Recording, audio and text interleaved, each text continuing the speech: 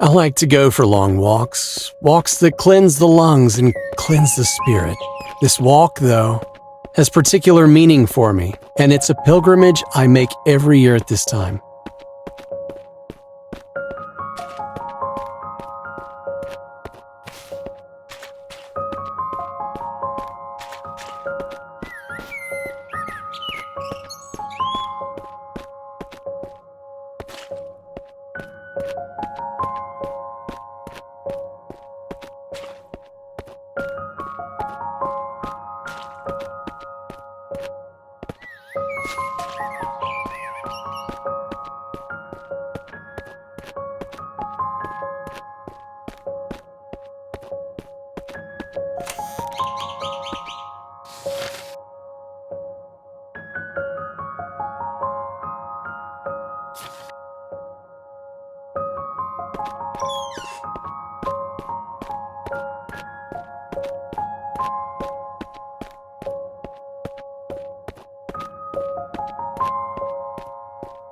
I can remember every detail of my wife's appearance, even though she's been gone for nearly 10 years.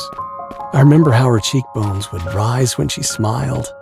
Remember her long, raven black hair flowing down her back like a shiny waterfall. I also remember how she looked without hair.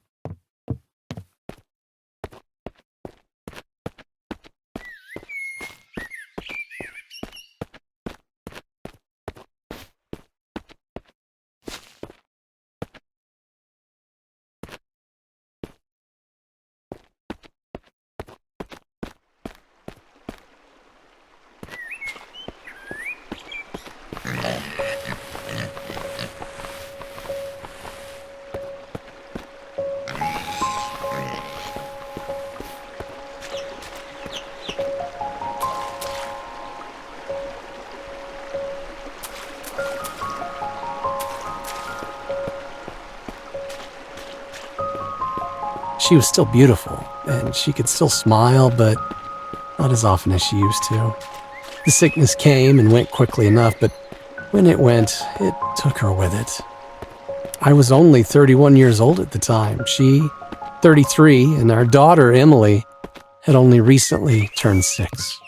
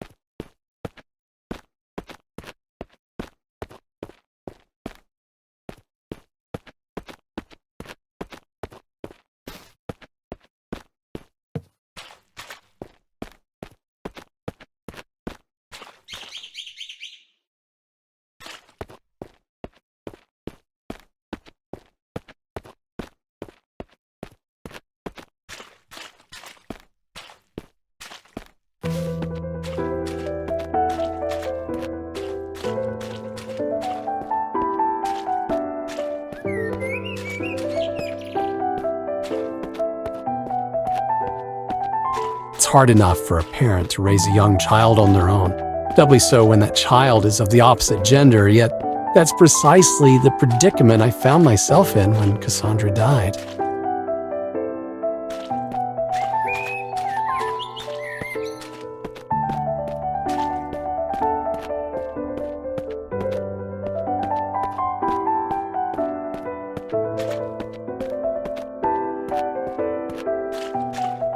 By all means, both sets of grandparents did their best to help out, but my pride dictated that I could only ask so much of them.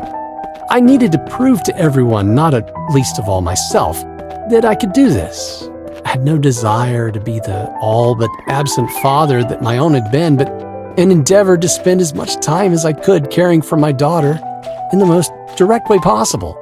I won't deny that the odd drink came in handy during this early period, but it was yet to become a problem.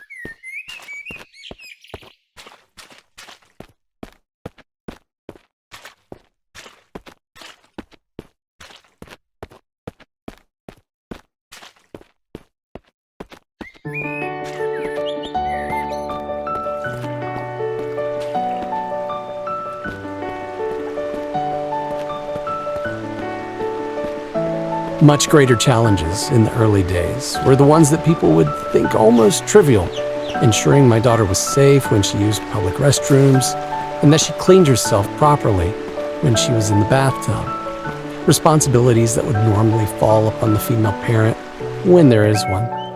Emily was still very young at the time, of course, but old enough to feel awkward that her father was checking in on her during her more private moments. There's no denying that the presence of a woman would have alleviated much of the burden cast suddenly upon both of our lives.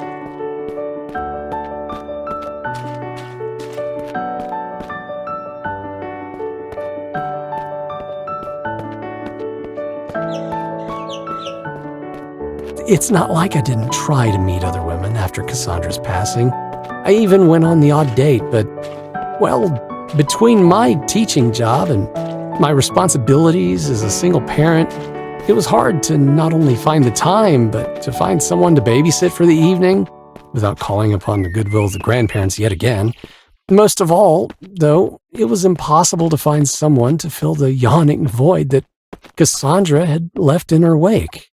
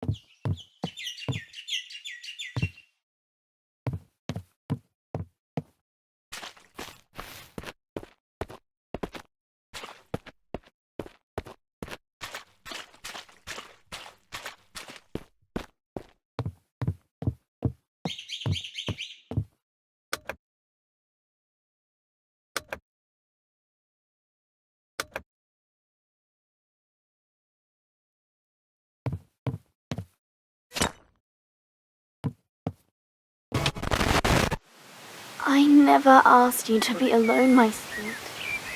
You'd have had my blessing if you had found someone else. All I would have asked is that she be a good mother to Emily.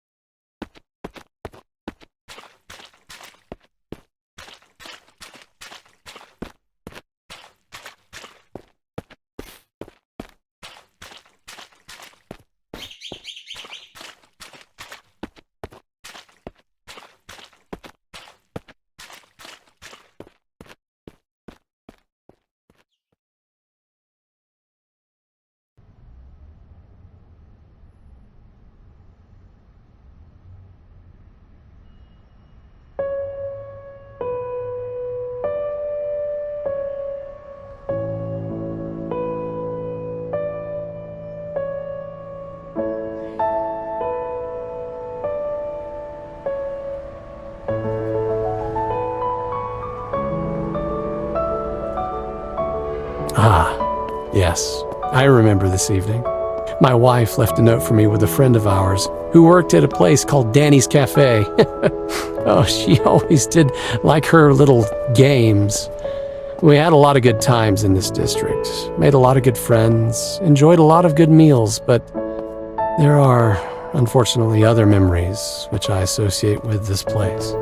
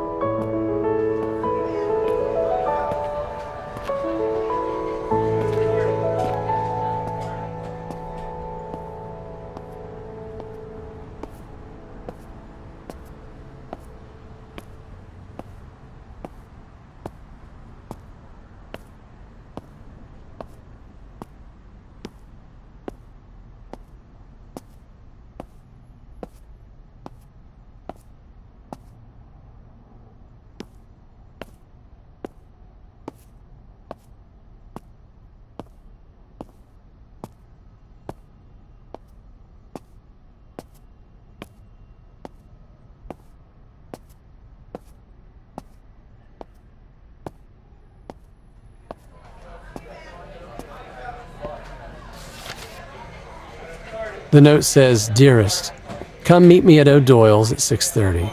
Oh, but one small favor along the way. Emily says she left Axel in the playground. You know how upset she gets without her bunny rabbit." Oh dear. Still, I guess I'm not one to judge. I've been known to get a bit negligent from time to time myself.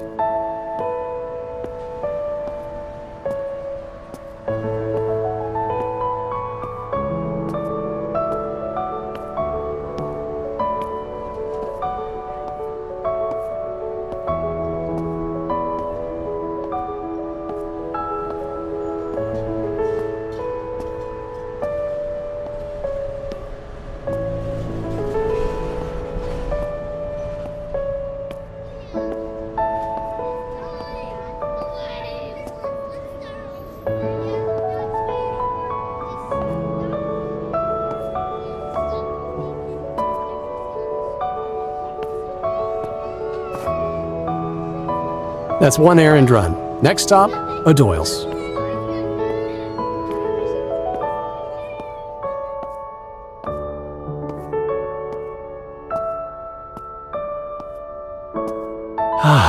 The aromas of this district, the delectable scent of recently roasted coffee beans, freshly cut cake, and all manner of chocolatey delights. Truly a gastronome's paradise.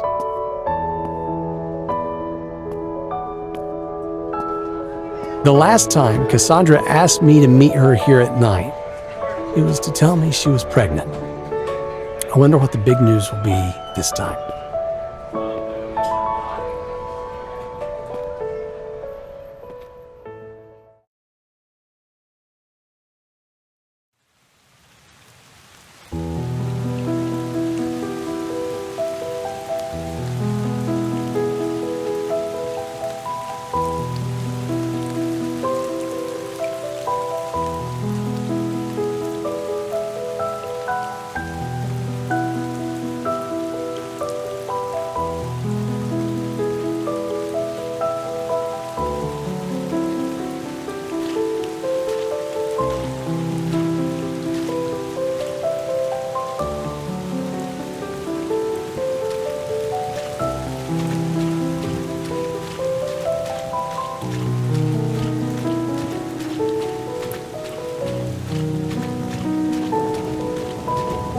Somehow, teaching children of early high school age had done little to prepare me for the task of raising a child not many years younger.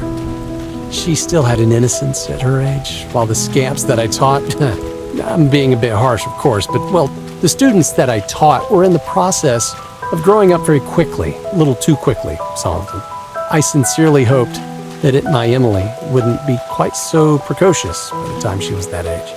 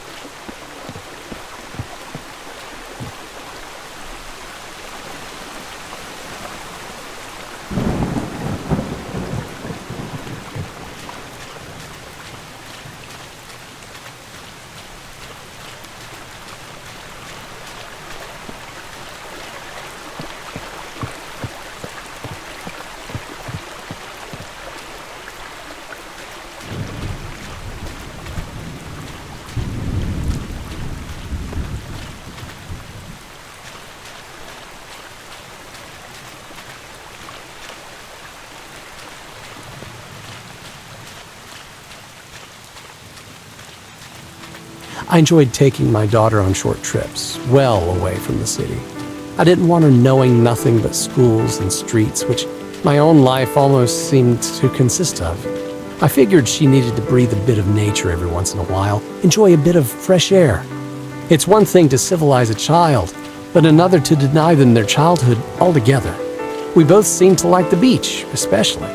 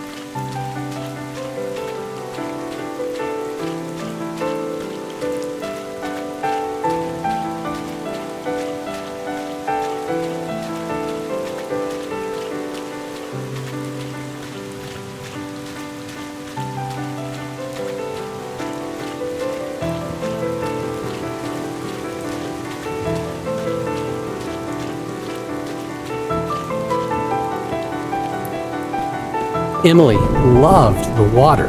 In another life, I believe she could have easily been a fish. Sometimes I even called her my little mermaid. She loved the sand too, and liked to build things with it. One day, I helped her make a fairy tale castle and cast her, only in her mind of course, as a kind of mermaid Rapunzel, trapped in a tower far beneath the water, her long hair flowing with the whims of the waves.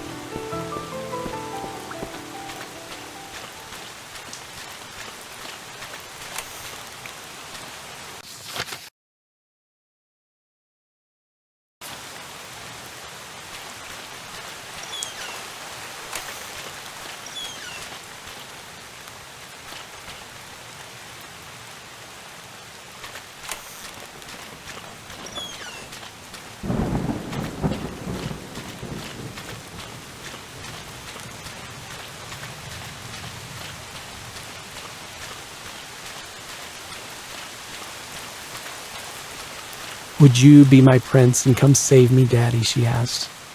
"No, sweetie, that'll be another man. We just don't know who yet. But one day your prince will come." I further hoped to myself, and only to myself, that the man in question wouldn't merely break her heart. I wished nothing more for her than to find the happily ever after that eludes so many others.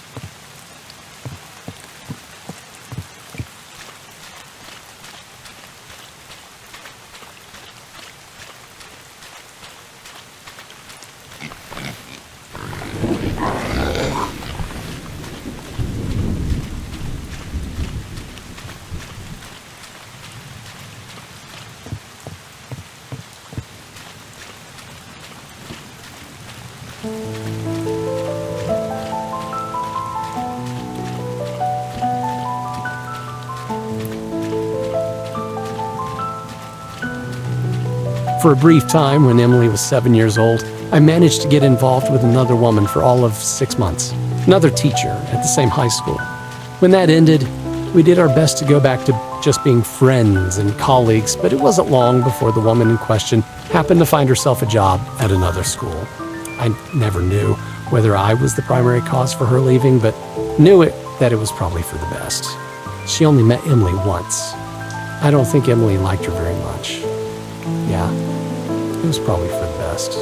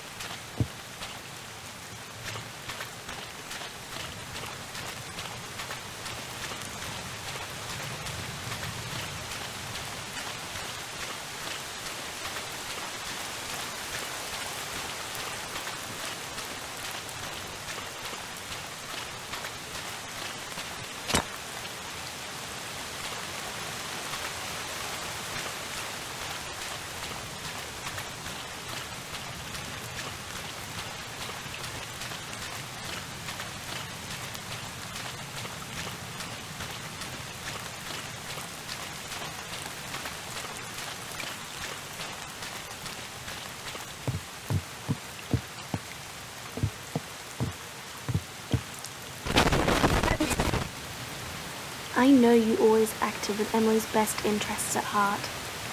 And mine when I was alive. You were a good husband. And a good father. Nobody's perfect.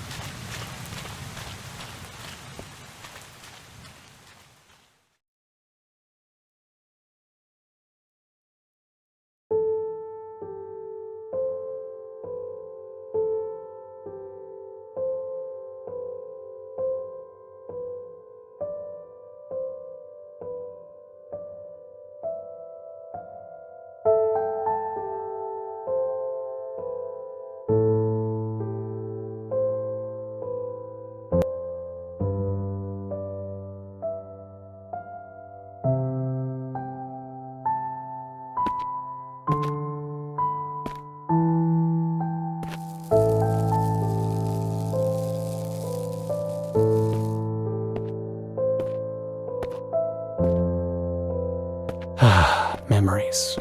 My wife and I used to come to this place to mess about, before we were actually husband and wife, of course.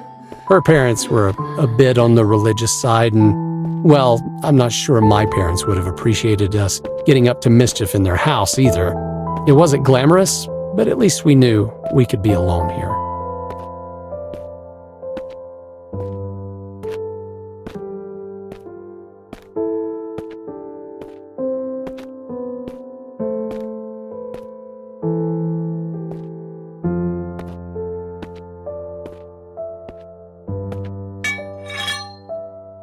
There was that one time, of course, when we were interrupted by the squatter. The poor old guy seemed a bit embarrassed by his discovery, truth be told.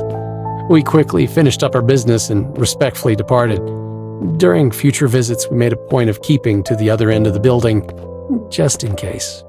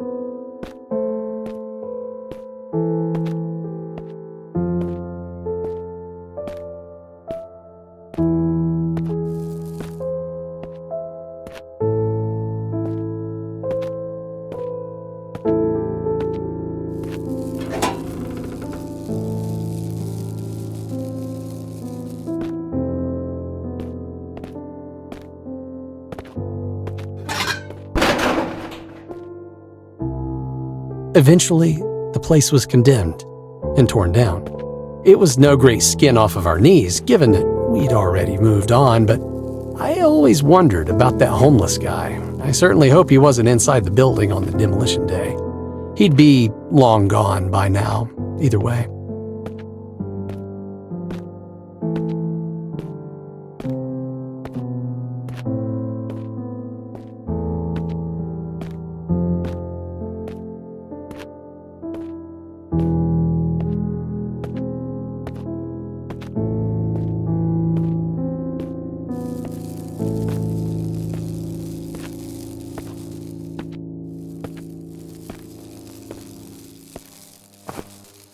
Ah, that's right. I'd completely forgotten that this is where we found Axel, named him, and jokingly decided to keep him should we ever have a child together. Careful what you wish for.